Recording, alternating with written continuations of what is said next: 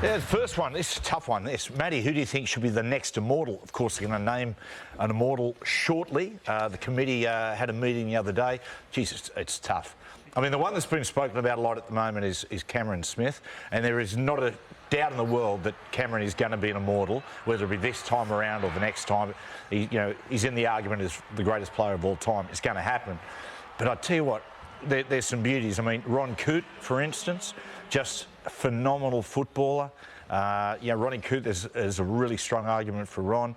But then you go through the list, you've got guys like Alan Langer, you've got Brett Kenny, you've got a bloke like Steve Rogers, the late Steve Rogers, that doesn't get spoken about. And you listen to Bob Fulton. I remember once Bob Fulton said Steve Rogers, he said, was his toughest opponent. He said he was the perfect mix of skill, athleticism and toughness.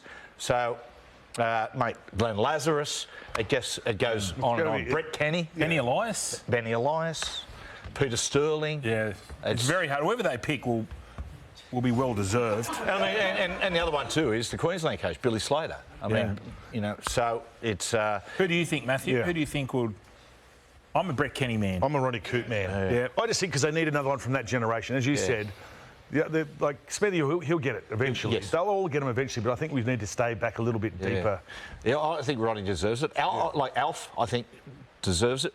I reckon, mate, I'm a Steve Rogers man. I thought he was... I remember growing up watching him as a player, and he was just like, to me, just looked like the perfect footballer. He was just a beautiful footballer. But talking to, like Bozo said, they said, mate, like, what...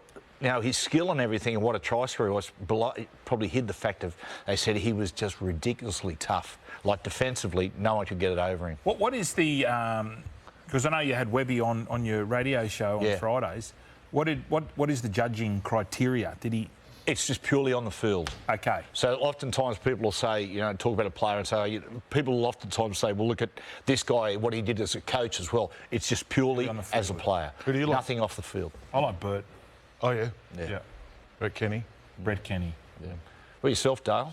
Oh, I'm a bit biased as well. It's hard to go past someone like Cameron Smith, but I understand the debate about talking about different generations and then sort of going back. But I think all things considered, his playing ability, his leadership, his longevity to be able to play. He played 430 games of NRL, represented his country, his state. Yeah. I think all those things considered, he's probably a very well-rounded player. Too early for him? Too early. Do you think? Too early. It's hard for me to comment because obviously, a lot of those guys are sort of speaking about we're out of my generation, so it's...